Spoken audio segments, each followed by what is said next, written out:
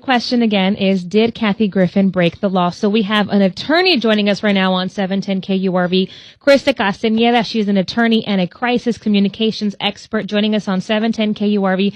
Chrysta, I'm sorry for the long intro, but at the end of the day, did Kathy Griffin break the law with that photo? Hello? Yep, I'm here. Okay. Did she break the law with that photo? Probably not. The issue is people have a First Amendment right to engage in political speech, to talk about political people, including the president. The question is did she intend to express harm towards the president? So did she really intend to act on, the nature of what she was holding up? And given that it's just a picture and she didn't express any kind of intent at all, it's unlikely that they'll find that she did anything that's guilty of a crime. Well, did this Davis Rankin? So Madonna at the Women's March says she's so mad at Donald Trump and everybody else, she wants to go blow up the White House. I didn't take that as meriting a visit from the Secret Service, but apparently they did. You think she broke the law? Well, she expressed an intent to want to blow up the White House. Now, whether that's true intent or just, saying something for the sake of saying something, that's what they go and try to determine. That's why they investigate. They're probably going to investigate Kathy Griffin, too. So if Kathy if Kathy would have been, heard in the video saying, I want to decapitate Trump like I am pretending to do in this photo, then that would have been intent. But because she didn't say anything along those lines, but just posed for a picture, that does not equal intent. Well, that's the question that'll have to be determined by anybody who does an investigation. But given that she didn't personally express that she was interested in doing anything to harm the president, it was just a photo of her holding up this mask that was bloody and resembled the president. While it's offensive, and most people found it to be offensive and in really poor taste and not funny, it likely, according to the legal experts, isn't a crime. Now, that doesn't mean it doesn't have consequences for her career and her ability to do this in the future. So I'm trying to put two and two together right here, because yelling fire in a theater, for example, could be called, you can say it was a prank. I didn't mean to. I did it without intent to hurt anybody. But when you say fire in a theater, that's an argument that's hate speech. You can't do that. You can't do that, exactly. Even though you don't intend it to be harmful. So I'm trying to understand what the difference is with this.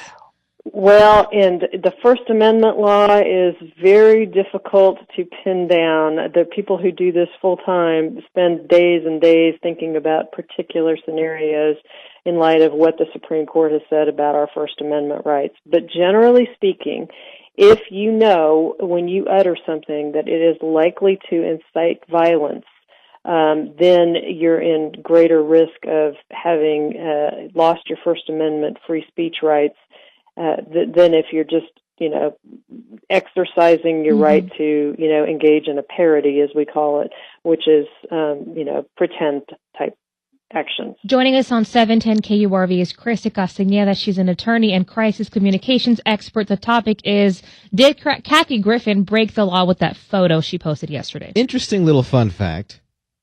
12 days since Donald Trump was inaugurated, the Secret Service found over 12,000 tweets of people wanting to assassinate Donald Trump. What's the procedure for investigating these people?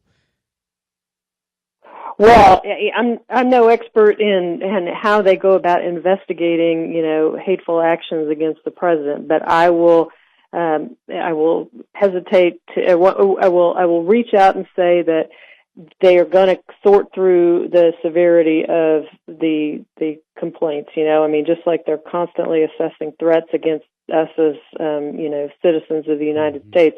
They're trying to figure out who's actually a threat and who's just talking. But chances are these guys are just sipping a Starbucks in California somewhere with extra soy, and they're upset about it. The extra soy? They're upset about the extra soy? Yeah, they're upset they didn't get as much soy as they wanted, so now they're just tweeting that it's Donald Trump's fault. They got the light soy and not the full smoked soy.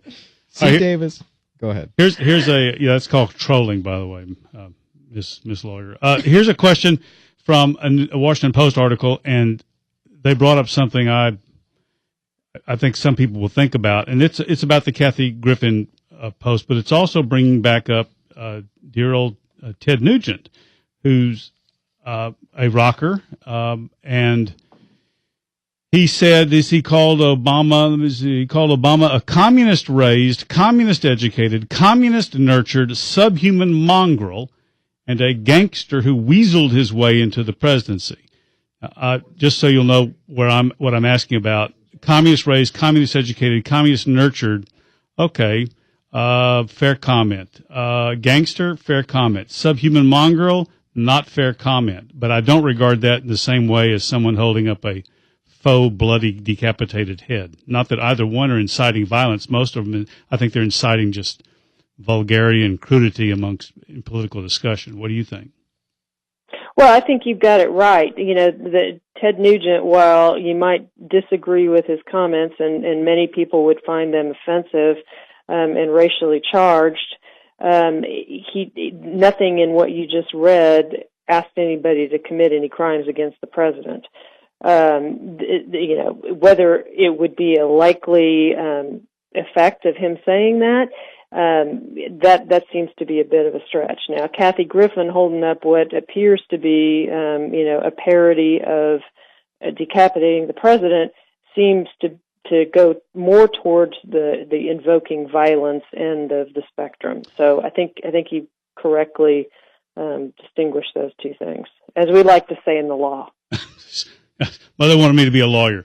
And so here I am, right? One last question. I'm getting the high sign. To me, this is less about did she break the law, although people charged with that have to look at it as just a bottoming out of political discussion. I don't think I'm a neophyte or a panty waist or anything, but this is like a race for the bottom, comparing Michelle Obama to a monkey, which is a slur on blacks. Comparing this it doesn't elevate the discussion. This is not National Public Radio or the New Yorker, but how low can you go? That's Ted Nugent. How low can you go? Just how vulgar, how coarse, how low did gross. Snoop Dogg go when he actually shot a clown dressed as Donald Trump in one of his music videos? Well, then the question is really maybe the lawyer, who takes Snoop Dogg seriously? Mm-hmm. Except that was a fake gun. It Ted said Nugent pop. seriously. Right-wingers. He spoke at the National Rifle Association. People on the left take Snoop Dogg very seriously, especially in the ghetto. I don't know what your political persuasion is, but which of these do you take more seriously? Ted Nugent, Kathy Griffin, or Snoop Dogg, Madam Lawyer? Well, man, that is a tough legal question, and one no one's ever asked me before. Yeah, they don't train you for this in school, do they? How about we just leave it at this? Context is everything when you're talking about these kinds of issues. Who's hearing it? How are they hearing it? What's in the mind of the person who's saying or doing it? How close are they to threatening actual violence? Do they understand the outcome of their actions are likely to result in violence to somebody? Those are all the things that lawyers and judges look at when they decide these questions. At the end of the day, Mrs. Castañeda, this picture could not be considered hate speech. Or could it? Because it's just, I feel, why would anyone consider this picture anything other than militant defiance against our president and just kind of clamoring for bloody violence against the president? I don't think she's doing that, though. I'm sorry, ma'am. But we've never seen a photo like that before, Davis. I mean, that is just crossing a whole new line. Well, and she said as much. She said, I move the line, then I cross it, and I apologize completely. This isn't funny. I should never have done it. And, you know, you have to take her at her word that she understood the seriousness of her actions. And that may be true, that she has crossed a whole new line. It certainly didn't elevate the political discourse, as you all have already commented on.